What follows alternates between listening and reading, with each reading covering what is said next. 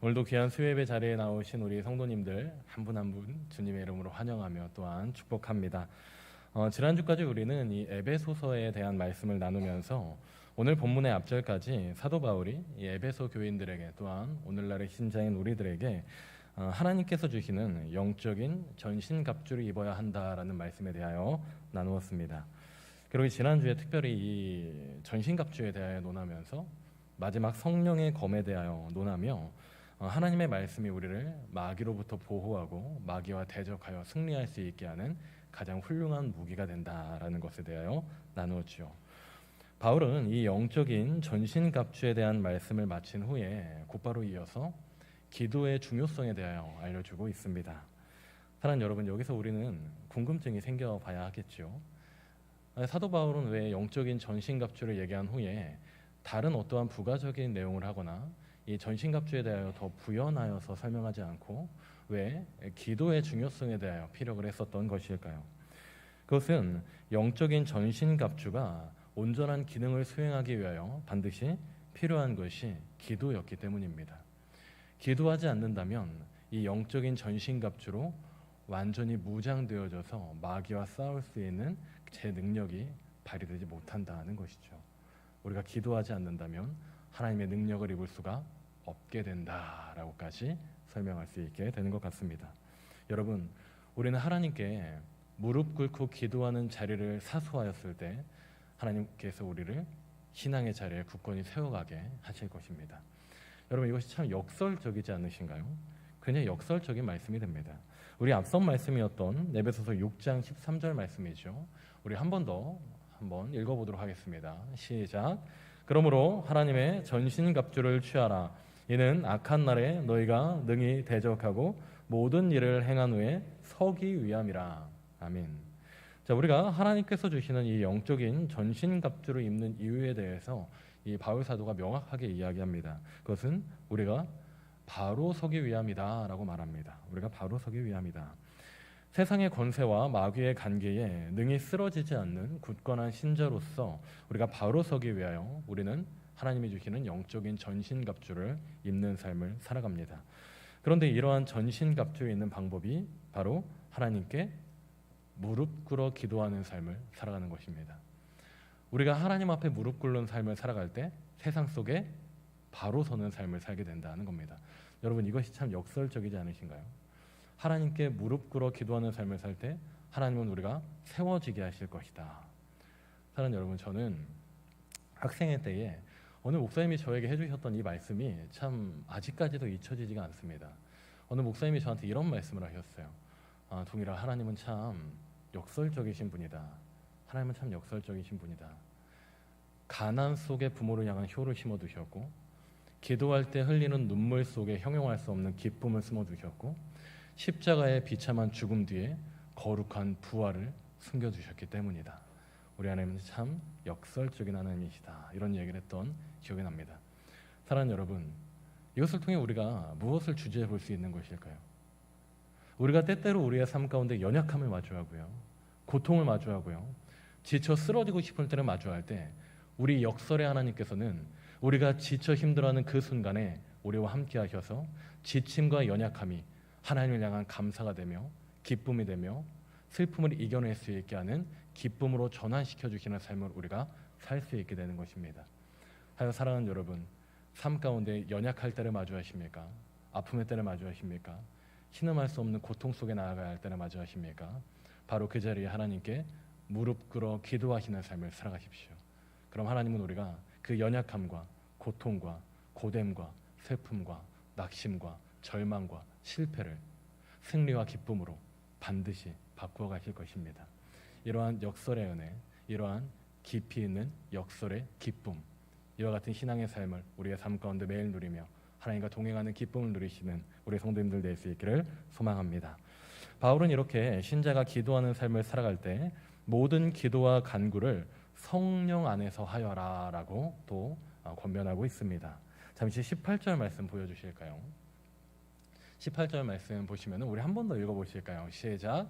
모든 기도와 간구를 하되 항상 성령 안에서 기도하고 이를 위하여 깨어 구하기를 항상 힘쓰며 여러 성도를 위하여 구하라. 아멘.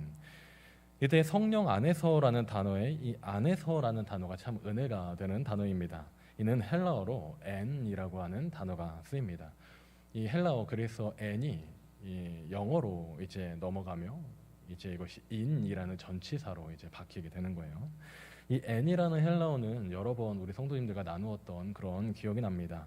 이는 영어 전치사 in이라는 뜻을 가지면서 무엇 안에라는 뜻을 가지는 단어인데 이것은 무엇으로 인하여 그리고 무엇에 의지하여라는 뜻을 병행하여 내포하고 있는 단어가 바로 헬라어 n이라는 단어입니다.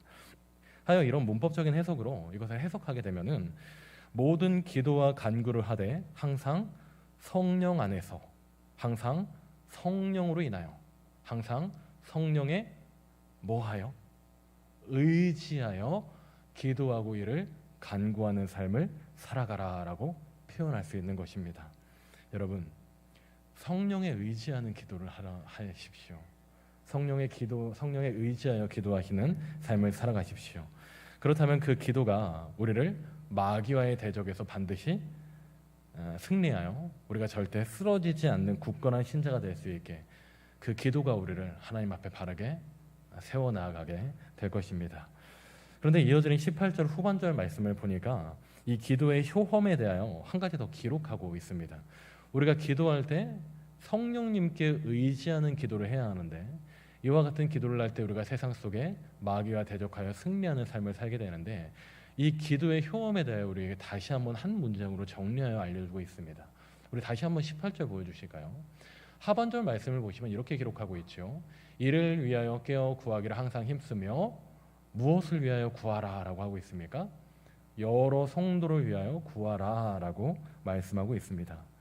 바울은 이와 같은 기도, 곧 신자가 성령에 의지하는 기도를 할 때에 스스로 혼자만을 위한 기도를 하지 말고 여러 성도를 위하여 기도로 간구해라. 나 혼자만을 위한 기도를 하지 말고 우리 교회 공동체 지체 모두를 위하여 함께 기도하는 삶을 살아가라 라고 말하고 있는 것입니다. 이를 통해 바울이 에베소 교인들에게 또한 오늘날 우리들에게 말하고 피력하고자 했던 바가 무엇일까요? 이 부분에서 바울은 우리의 기도가 또 우리의 이 영적인 투쟁의 삶이 개인에게만 국한되는 것이 아니라 이는 공동체적인 성격을 가지고 있다라는 것을 말하고 있는 것입니다. 여러분, 우리는 홀로 세워져 나아가는 존재들이 아닙니다. 우리는 나 혼자 신앙생활하는 존재가 아닙니다. 우리는 함께 세워져 나아가는 공동체입니다. 우리는 함께 세워져 나아가는 공동체이다. 그렇다면 여러분, 함께 세워져 나아간다는 건 어떤 뜻일까요? 함께 세워져 나아간다. 우리가 함께 세워져 나아간다. 굉장히 말이 추상적이지만 멋있지 않습니까? 이것은 어떤 의미를 갖고 있는 것일까요? 우리가 함께 세워져 나간다. 그것은 즐거운 일이 있을 때 함께 웃고 슬픈 일이 있을 때 함께 울고 아픔이 있을 때 서로 보듬고 지치는 일이 있을 때 서로 위로하며 서로가 서로를 위해 참고 인내하는 것이 함께 세워져 나아간다, 함께 살아간다라는 의미가 아니겠습니까? 사랑하는 여러분, 저는 이 말씀에 대하여 굉장히 크게 공감을 하며 또한 은혜를 누립니다. 왠 줄 아십니까? 제가 설교 때 우리 성도님들과 꽤 많이 나눴습니다. 지금까지만 해도 한 5차례 정도는 나눈 것 같은데요. 제가 이제 중고등부 설교할 때 이런 거 퀴즈로 5,000원씩 내거든요. 제가 처음 설교했을 때 몇 분 설교했는지 기억나십니까? 그렇죠. 3분 설교했습니다. 3분 설교하니까 우리 학생들이 좋아할 것 같으시죠? 안 좋아합니다. 당황합니다. 그러면서 뒤에 시간을 보면서 막 이럽니다. 그만큼 이제 제가 설교를 맨 처음 할 때 정말 아무것도 모르고 설교를 했었던 거예요. 그런데 하나님께서는 제가 이 교회에서 사역을 할 때 제가 유치부부터 중고등부까지 전 부서를 다 해봤거든요. 부서에서 만나는 모든 선생님들마다 저를 포용하는 선생님들을 만나게 했습니다. 굉장히 좀 은혜가 되면서도 역설적이지 않습니까? 교역자가 교사와 성도들을 품어줘야 되는데 저는 참 부족한 사역자여서 저는 오히려 품김 당하는 그런 사역을 많이 했었습니다. 근데 돌이켜 보니까 지금도 제가 배워나가고 있고 지금도 하루하루의 사역을 배워가고 설교도 배워나가고 있는데 저를 그렇게 포용하며 품어주는 교사와 성도들을 만나지 않았다면 저는 지금의 저의 모습까지도 아마 성장하는 것이 매우 더디지 않았을까 생각합니다. 사랑하는 여러분, 우리 교회 안에서 서로가 서로를 포용하는 것은, 서로가 서로가 위로하는 것은, 서로가 서로와 함께 세워져 나아가는 것은 이와 같은 아름다운 열매를 맺게 된다라는 것을 꼭 기억해 주시는 우리 성도님들 될 수 있기를 소망합니다. 이것에 대해서 한 가지 더 예화를 들고자 하는데요. 저희 아버지께서 많이 몸이 안 좋아서 아프셨다라는 것을 우리 성도님들이 많이 알고 계시죠. 한 달가량을 이제 중환자실에 입원을 하셨고 나머지 한 달은 집중처치실에 계셨는데 이 집중처치실을 준중환자실이라는 이름으로도 부른다고 하더라고요. 하여 이 집중처치실과 일반병실을 오가면서 또 한 달을 지내면서 또 갑자기 재수술도 하게 되고 한 2달가량 병원에 입원했다가 퇴원을 했습니다. 지금은 회복 중에 있는데요. 고향에 내려가서 회복 중에 계신데 퇴원 후에도 당분간 투석을 해야 된다고 해서 계속 일주일에 석 차례씩 계속 투석을 해왔습니다.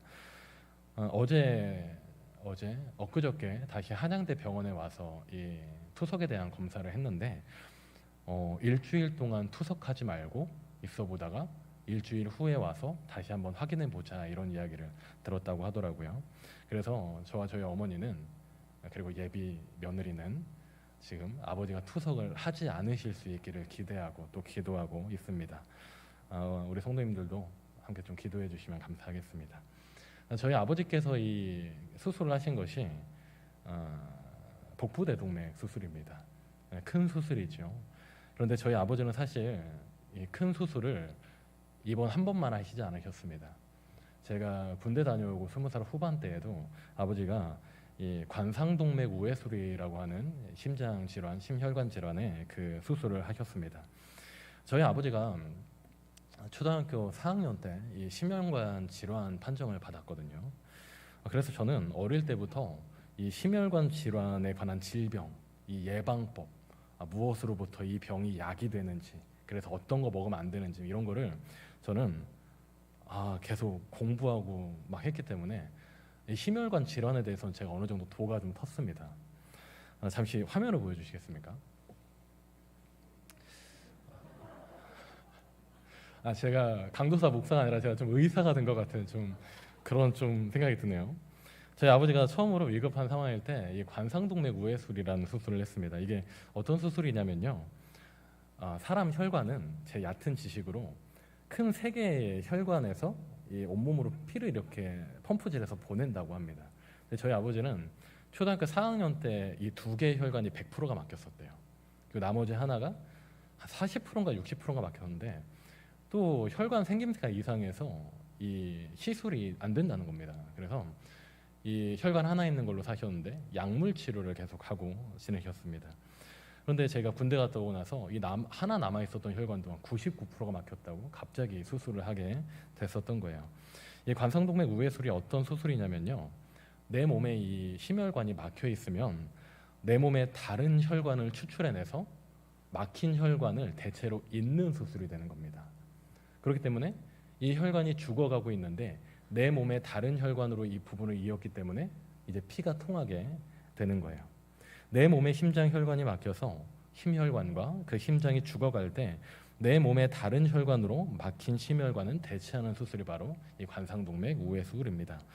여러분, 심장 혈관이 죽어서 제 기능을 하지 못할 때 내 몸의 다른 혈관을 이어다가 붙이니까 죽어가는 이 심장이 제 기능을 발휘하게 되더라고요.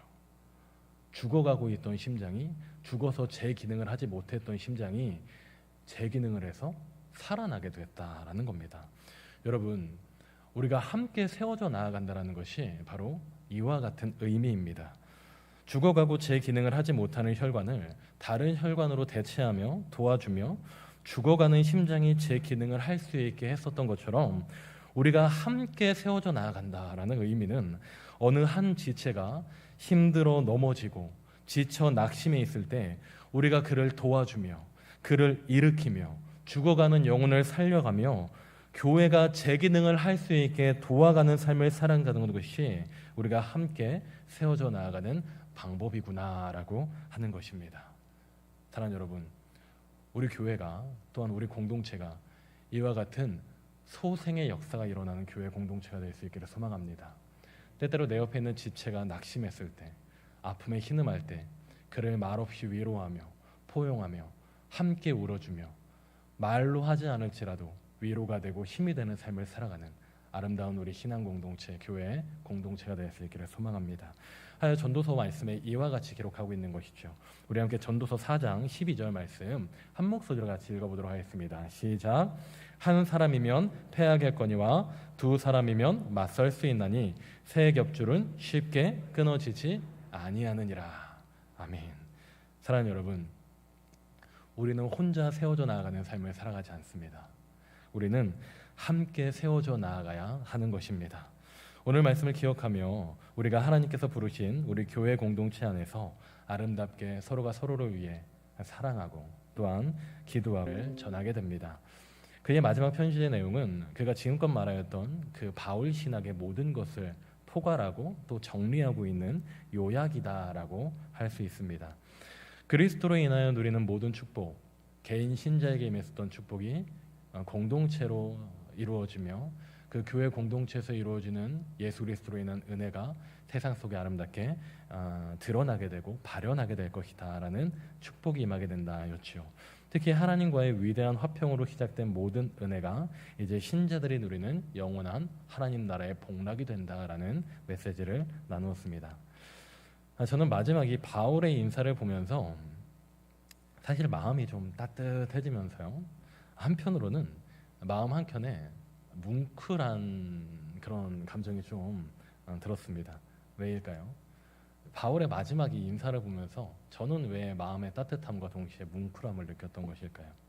여러분, 우리 마지막 화면 좀 보여주시겠습니까? 에베소서 마지막 6장 24절 말씀을 필두로 쭉 기록되어져 있습니다. 에베소서 6장 24절 말씀만 같이 읽으시고 나머지 말씀은 제가 봉독해 드리겠습니다. 우리 6장 24절 한 목소리로 읽겠습니다. 시작. 우리 주 예수 그리스도를 변함없이 사랑하는 모든 자에게 은혜가 있을지어다. 아멘. 바울 사도는 에베소서를 마치며 에베소 교인들에게 예수 그리스도를 변함없이 사랑하는 모든 자에게 은혜가 있을지어다라고 축복하며 이 마지막 인사를 하고 있습니다. 그런데 여러분, 에베소서뿐만 아니라 바울 서신의 모든 마지막 장절은 이와 같이 기록되어 있습니다. 다 똑같아요. 바울 서신의 마지막 장절은 다 똑같습니다. 고린도전서부터 빌레몬서까지 쭉 동일한 말씀이 거듭됩니다. 제가 이 바울 서신의 마지막 장절 말씀을 좀 길지만 한 번씩 봉독해 드리도록 하겠습니다. 고린도전서 16장 23절과 24절. 주 예수 그리스도의 은혜가 너희와 함께하고 나의 사랑이 그리스도 예수 안에서 너희 무리와 함께할지어다. 고린도후서 13장 13절. 주 예수 그리스도의 은혜와 하나님의 사랑과 성령의 교통하심이 너희 무리와 함께 있을지어다. 빌립보서 4장 23절.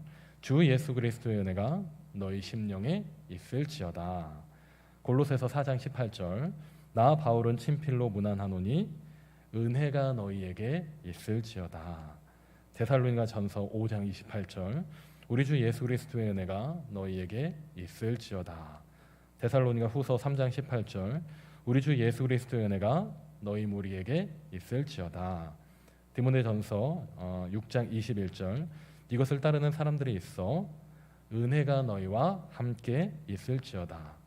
디모데 후서 4장 22절. 나는 주께서 내 심령에 함께 계시기를 바라노니 은혜가 너희와 함께 있을지어다. 디도서 3장 15절. 나와 함께 있는 자가 다 내게 문안하니 은혜가 너희 무리에게 있을지어다. 빌레몬서 1장 25절. 우리 주 예수 그리스도의 은혜가 너희 심령과 함께 있을지어다. 아멘. 사랑하는 여러분, 바울이 그의 편지의 마지막은 항상 이와 같은 권면으로 마칩니다. 너희에게 은혜가 있을지어다. 그의 마음에는 무엇이 있었던 겁니까? 그의 마음에는 예수 그리스도의 사랑이 있었던 겁니다. 교회를 향한 사랑이 있었던 겁니다. 지체를 향한 사랑이 있었던 겁니다. 그렇기 때문에 그는 교인들에게, 성도들에게, 신자들에게 너희에게 은혜가 거듭 있을지어다. 축복하는 말씀으로 말씀을 마무리하고 있는 것이죠. 사랑하는 여러분, 그런데 이것이 왜 뭉클할까요? 이게 단순히 축복을 권하고 사랑을 전하는 것이니까 뭉클할까요? 여러분, 우리는 이미 잘 알고 있지 않습니까? 바울은 그 성경이 어떤 사람이에요? 이런 사람이에요. 바울은 다혈질인 사람입니다. 의가 아니다 생각하면은 이거를 참지 못하는 사람입니다. 그래서 지난 오후 예배 때 담임 목사님이 그 마가가 선교 여행길에 도망갔을 때 이 바울이 이 바나바가 뭐 했다고 말씀했죠? 싸웠다고 말씀했잖아요. 본인이 의가 아니다, 잘못된 것이다라고 하면은 목숨 걸고 그 의를 지키고자 사수하며 싸웠었던 다혈질의 인물이 바로 바울입니다. 그가 많은 교회 성도들에게 너에게 은혜가 있을지어다, 에베소 교인 성도들에게, 빌립보서 교인들에게, 또한 고린도 교회 교인들에게. 근데 그 교회는 다 어떤 모습이었나요, 여러분? 음란이 들어왔고 우상 숭배 문화가 들어왔고 서로가 척지어서 싸우고 있고, 하나님의 말씀을 도입해서 바라볼 때 하나님의 말씀을 실현하기보다 이게 신앙을 가진 하나님의 말씀을 알려줬는데 왜 이렇게 못하고 있지? 왜 맨날 싸우지? 이렇게 하면 안 되는 거 아닌가? 원래 바울의 성정이면 이러고도 남았어야 합니다. 바울이라면 가가지고 너네가 왜 아직도 그러고 있는 것이냐 막 해도 전혀 이상하지 않는 겁니다. 왜요? 바울은 그런 성정의 사람이었거든요. 그런데 바울이 지금, 제 표현은 그렇습니다, 꾹꾹 눌러 담고 있는 겁니다. 무엇으로요? 예수 그리스도의 사랑으로 눌러 담고 있는 겁니다. 나의 성정과 나의 기질이라면 사랑할 수 없는데 예수 그리스도를 생각하며 사랑하며 용서하며 품어주고 있는 겁니다. 그렇기 때문에 그의 입술에서 이런 말이 나오는 거예요. 너희에게 은혜가 있을지어다. 그 마음이 얼마나 지치겠습니까, 여러분? 그 마음이 얼마나 힘들겠습니까? 그런데 사랑을 외치는 겁니다. 여러분, 우리도 이와 같이 살아야 하는 것이죠. 우리의 삶 가운데 우리도 예수님의 사랑을 드러내며 말하는 것이 지치고 힘들 때를 마주하게 된다는 겁니다. 교회의 기도의 자리를 지키는 것이 피곤할 때를 마주한다는 겁니다, 여러분. 하반기 사역의 자리로 나아갈 때 지치고 힘들 때를 우리가 마주한다는 겁니다. 왜요? 우리는 여전히 연약하거든요. 여전히 지치거든요. 여전히 아픈 땅 위에 살아갈 수밖에 없거든요. 그런데 여러분, 우리가 우선으로 1번으로 생각해야 하는 것이 있습니다. 그것이 나를 사랑하신 예수 그리스도인 것입니다. 나를 사랑하신 예수 그리스도, 나를 위해 십자가를 견디신 예수 그리스도, 나를 위해 골고다를 올라가신 예수 그리스도, 온몸이 갈기갈기 찢어가며 나에 대한 사랑을 확증하신 예수 그리스도.